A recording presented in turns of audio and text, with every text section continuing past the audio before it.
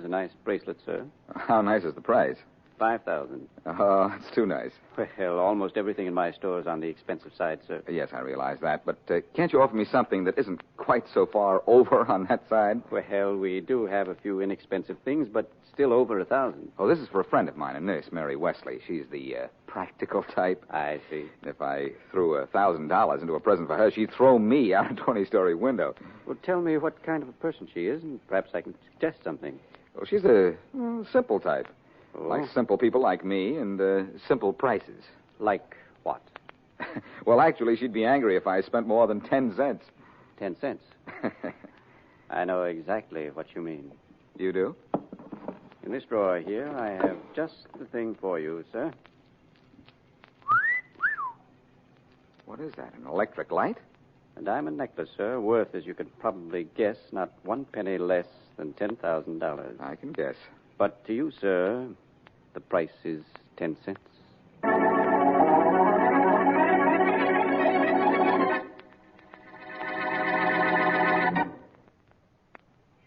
And now back to Dick Calmer as Boston Blackie. Enemy to those who make him an enemy. Friend to those who have no friend.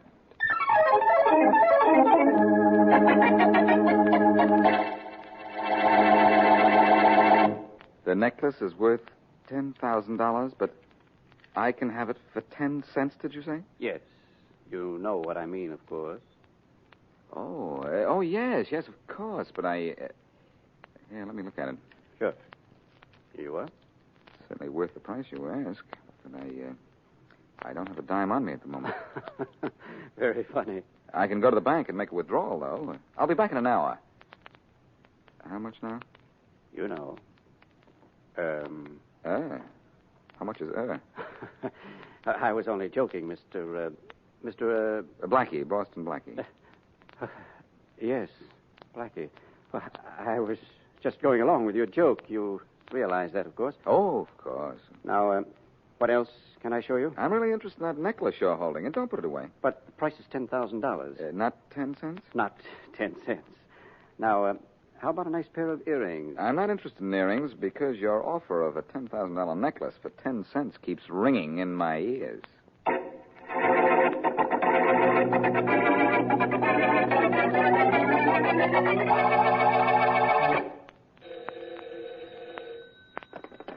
Hello? Hello, Louise. Yes, John. Louise, something's happened.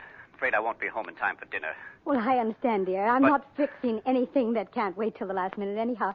But why, John? What's happened? Well, I can't tell you. Why? I just can't. I don't know the consequences just yet. The consequences? John, what have you done? Something awfully foolish. What? Boston Blackie was in my store this afternoon trying to buy something. Only I didn't know it was Boston Blackie until he told me who he was. Then I realized what a terrible mistake I'd made. John, you're not making one bit of sense. I know. There isn't time to explain. I have to see someone right away. Who? Well, I can't tell you that either, but... Oh, John. Listen. Yes? There's an envelope in my desk drawer. Huh?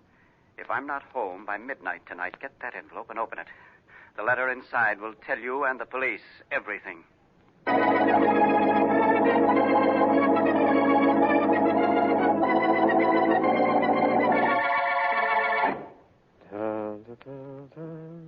But, Mr. Grant, I didn't know it was Boston Blackie until it was too late. I thought it was someone sent there to buy the stolen necklace. He gave the password when he asked for something for 10 cents. When he looked surprised and didn't produce the $5,000 you want for the necklace, I covered up my mistake by saying I was just joking. At least I'm pretty sure I covered it up. I'm sure he left thinking it was a joke, but anyhow, wouldn't you have made the same mistake? No. Now I'll accept your resignation. We're not going to use you anymore. Can't afford to use people who make mistakes. You sent for me, Mr. Grant? Yes, Carter, come here. Yeah. Who's the sack with the drooped face?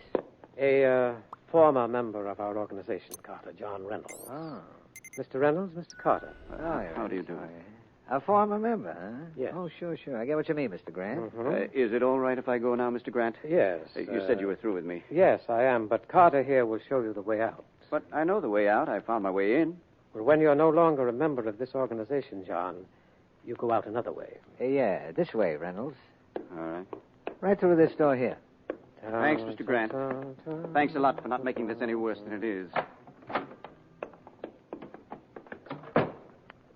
Now where? Yeah, right down these steps into the basement. But right. you go first, huh? Very well. It's awfully dark down here. Is there some sort of light? Oh, I don't need a light. All I need is this gun. What gun? Yeah, the kind that goes bang, bang, like this.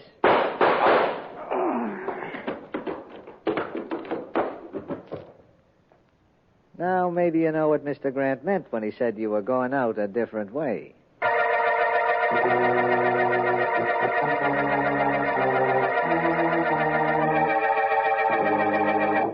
Faraday, this is one time you have no right to order me out of your office. I was in on this case before you were. I'll haul you out of here to get your head examined. If you expect me to believe that story about a $10,000 necklace for 10 cents, Blackie. Well, will you believe 20 cents? No, not even 30.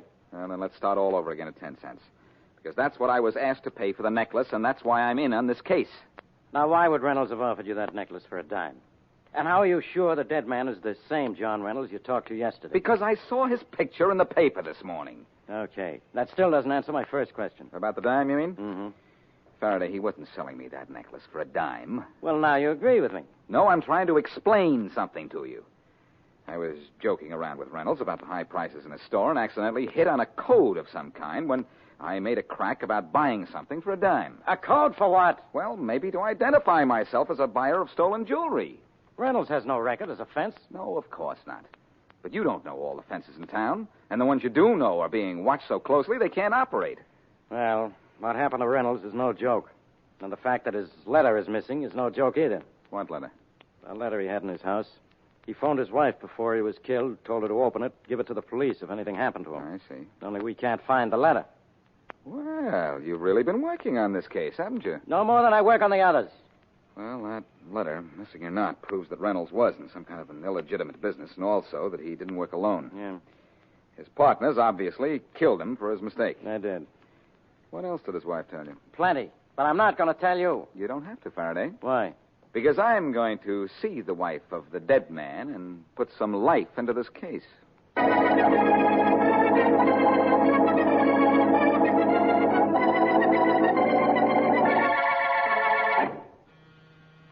Just a minute. Come in. Mrs. Reynolds? Yes, come on in. You seem to be a little busy. Yes, I am. I'm looking for something. Who are you? Boston Blackie, Mrs. Reynolds. Oh, no wonder you look familiar. I thought I knew you. And I think I know what you're looking for. The letter your late husband told you to turn over to the police. Yes, I am, and I've looked everywhere for it. No, it's not in here. Where did he say it was when he found you? In the desk drawer right here. Mm-hmm. I've been looking for hours. The police looked for it, too, didn't they? Yes, they searched the house from top to bottom. Well, if the police couldn't find it, I don't think you can. No, I suppose not, but I'm going to keep on looking. Oh, it's not in here either.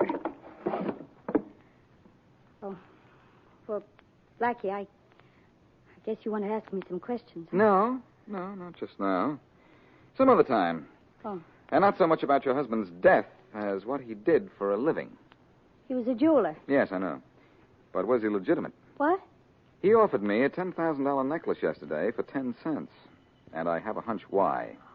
Oh, well, I'm sure that was just a joke, Blackie. John had a very strange sense of humor. And I have a good sense of rackets, Mrs. Reynolds. Hmm? But we'll talk about that some other time. Well, goodbye, and good luck in finding the letter. Thank you. I'm going to keep on looking. And while you're looking for the letter, I'm going to be looking for his killer. Goodbye. Goodbye.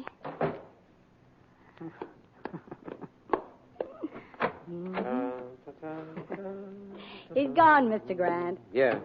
I thought I heard him leave.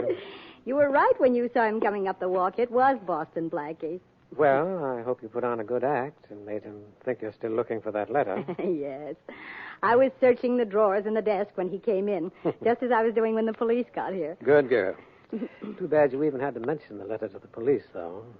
Oh, but I thought it was safer. Hmm? There's no telling who else John mentioned the letter to, Mr. Grant. Yeah, I guess you're right. Incidentally, Mr. Grant, here is the letter. Oh, yes. Don't you think you ought to destroy it? Yes, I think I will. Did you read it? Yes, I did. Surprised to know John worked for me, too, weren't you? Well, I certainly was. But wouldn't he have been surprised if he had ever known that while he was selling for you, his wife was stealing for you? I guess he would have been at that. Where's a match? Right here on the table. Oh, yes. Thank you. Mr. Grant, why don't you let the people working for you know each other? Well, it's much safer if they don't. If one is caught, he or she can't tell the police about the others. Yeah, that's true. Well, here goes the letter up in smoke. I love to watch a fire burn, don't you? Mm-hmm. And I'd like to see Boston Blackie if he could guess that letter was found and destroyed. Yes. He'd burn, too.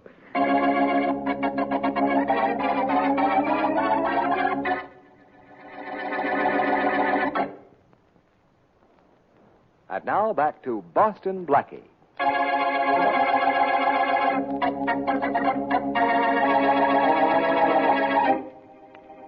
Jeweler John Reynolds makes the mistake of trying to sell stolen goods to Boston Blackie when Blackie jokingly asks for something for a dime, the secret password.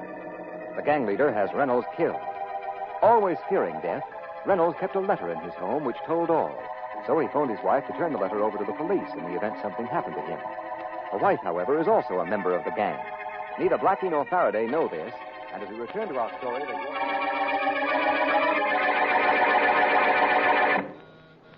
It's open. Blackie, may I come in? Oh, well, yes, Miss Reynolds, of course. Thank you. I just have to talk to you, Blackie. Well, I'm glad you're here, because I was just about to phone you and ask you if you'd had any luck in finding that letter. No, Blackie, I haven't. But I got a phone call just a little while ago. From whom? I don't know. The man wouldn't say.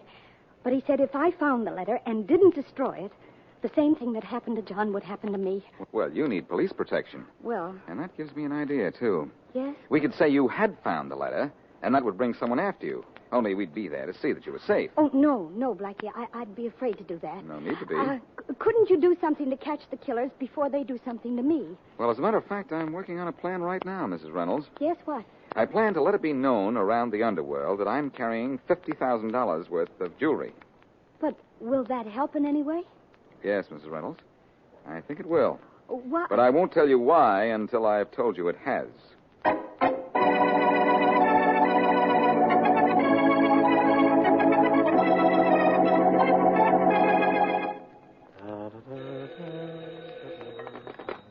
Hello. Hello, Mr. Grant? Yeah? Oh, Mr. Grant, this is Louise. Oh, nothing for you today, Louise. But I have something for you. Oh? I saw Blackie and gave him the story about the threatening phone call. And? Well, he still thinks I'm looking for the letter. Good. And he has a plan he thinks will catch you. Oh, does he? Uh-huh. Did he try to calm your fears by telling you his plan? He sure did. That's certainly proof he doesn't suspect me of anything, isn't it, Mr. Grant? Certainly is. What is his plan? Well, he has an idea John was mixed up with a jewel thief. Uh-huh. So he's going around town with $50,000 worth of jewelry. What? But first, he's going to let the underworld know in hopes he'll be held up. Stupid fellow. I thought he was more clever than that. It certainly isn't going to get him anywhere, is it? Well, of course not. Are you sure you tricked him into telling you his plan, or did he tell you much too willingly? Oh, Mr. Grant, you know I can get anything out of anybody. Ah. Why do you ask? Because I think we might relieve Blackie of his jewelry. I think we might. Thanks for the tip, Louise. Yeah. Goodbye. Goodbye.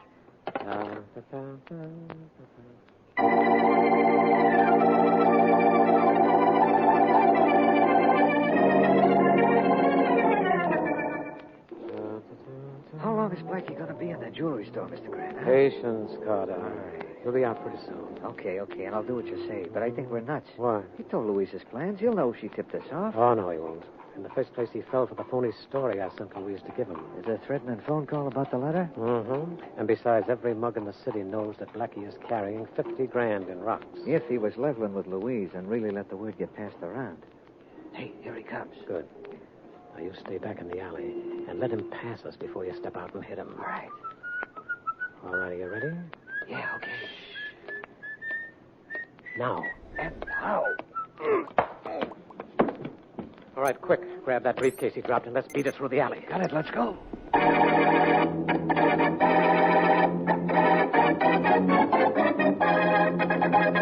Oh, what was I hit with, Faraday? A pile driver? I ought to hit you with every law in the book against being a public nuisance and cluttering up the city sidewalks. Well, I ought to sue the police department for bringing me to your office. Suit yourself. I knew I wasn't in heaven, though, when I woke up and saw you. You were so right. Well, what happened to you? Who hit you? I don't know. You're supposed to be such a speedy character. Yeah. Well, why were you knocked out? Do you know that? Yes, for the briefcase I was carrying. The briefcase? And it was $50,000 worth of jewelry. What? You were robbed of $50,000 worth of jewelry? Yes, but I don't mind. You don't mind? No, why should I? The jewelry didn't belong to me. I borrowed it from a friend.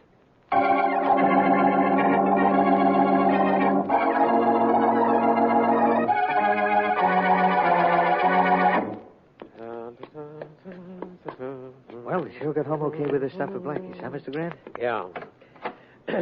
All right, put the briefcase on the table there, Carter. Open it up, and let's have a look at it. Sure. What a haul. Yeah. 50 grand at one time. Yeah? We've never done anything like this before. Well, that's the reason I wanted to do it. One big haul is much better than having to get one piece at a time. All right, open the briefcase, Carter. Sure. Look at that stuff. Looks like it's even worth more than 50 grand. Yeah, say, look a piece of it closely. This piece, for instance. Oh, sure beautiful. Sure worth plenty. Carter, we're going to see Louise. We are? Yes, I want to reward her for this little deal tonight.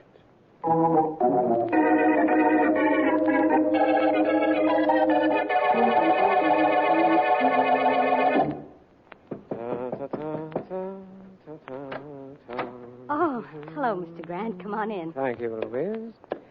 Well, I can tell by the smile on your face that everything worked out all right. Beautifully, Louise, beautifully. I'm glad. Yes, I've come to congratulate you. And also to give you a promotion. Promotion, Mr. Grant? Well, it might be called that. A change in status is another name for it. Oh, well, I'm certainly glad to hear everything worked out, but I didn't expect to be given a reward. Mm-hmm. Well, I was given something I didn't expect either. Huh? Come on, Carter's waiting for us outside in the car. Carter, who's he? One of my most trusted men. Oh, but I thought you didn't want any of your workers to know each other. Well, your acquaintance with this member of my company won't be for very long. Mr. Grant, there's something about the look on your face that I don't like. There's something about what you tried to do to us this afternoon that I don't like. In fact, I don't like any part of it. Any part of what? I thought you said... You didn't think anything. You knew it. I What? sent you to Blackie to talk him into giving away any plans that he might have. And instead you double-crossed us. You turned to him. Tried to get rid of us by making us walk into a trap. Well, Mr. Grant, I didn't. I told you just what Blackie told me, and you got $50,000 in jewels out of it, didn't you? Phony jewels, Louise. Phony? Only when Carter and I get you out in the country, the bullet he puts into you is going to be real.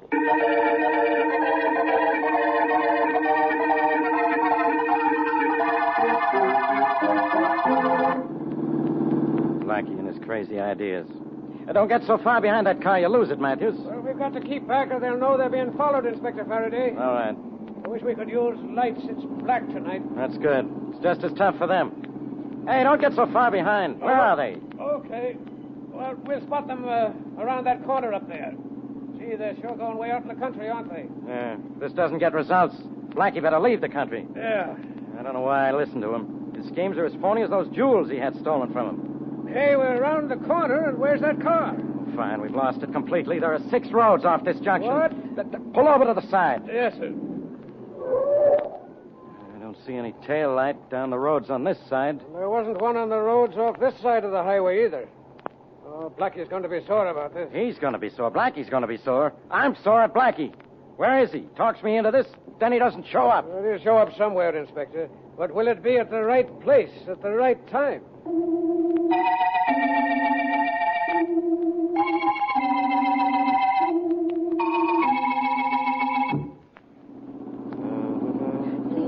Please, Mr. Grant.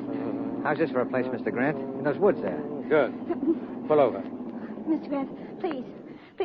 I didn't know Blackie was carrying phony jewelry. He told me it was real. Shut up, Louise. I'll have her quiet in a minute, Mr. Grant. Hey, no, you let go. Come on out here, sister. No. It'll be all over in a second. Please, Mr. Grant, I let you kill my husband and get away with it. And I gave you the letter he wanted me to turn over to the police. She's hard to pull out of the car, Mr. Grant. Huh? Give her a shove. All right. No. Thanks, Mr. Grant. That did it. come with me, baby? Because if you don't, I'll drag you. All right, hurry up, Carter. We don't want to be parked here too long. Why, are you afraid you'll get a ticket? Who's that? Oh, Blackie. Yes, and a little uncomfortable from riding on the rear bumper of your car. Carter, stop him. No, Carter, stop this. Why, I'll fix you. Yes. Blackie, look out. Grant, you're next. No, I think you've got the picture wrong, Blackie. You're next. Here it is, Grant. You see, Blackie, I told you I was afraid of this ever since that threatening phone call. Drop the act, Mrs. Reynolds. What? From the time I saw you pretending to look for your husband's letter after the police had searched your house, I knew you'd soon be getting your mail care of state prison.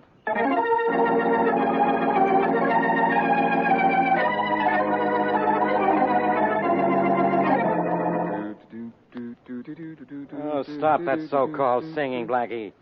Don't you know any words?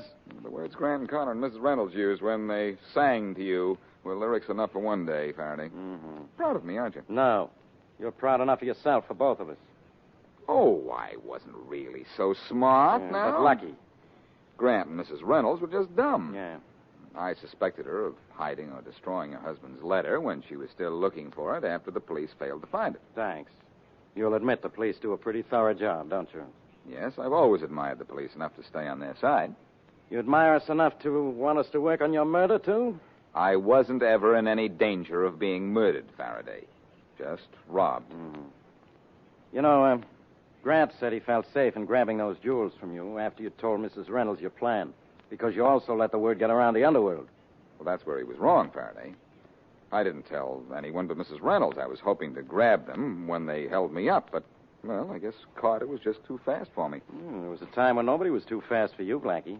What's the matter? You slowing up? Maybe so, but I'm still showing up every criminal in town, clever or otherwise. If you ask me, Grant was otherwise. Oh, I don't know. His method of getting rid of stolen jewelry was pretty clever. Agreed. An out-of-town buyer would go to Reynolds, say, what do you have for 10 cents? And then for 5,000, he'd get a piece of jewelry worth 10. Yeah. Grant was so smart, he's going to spend the rest of his life in jail.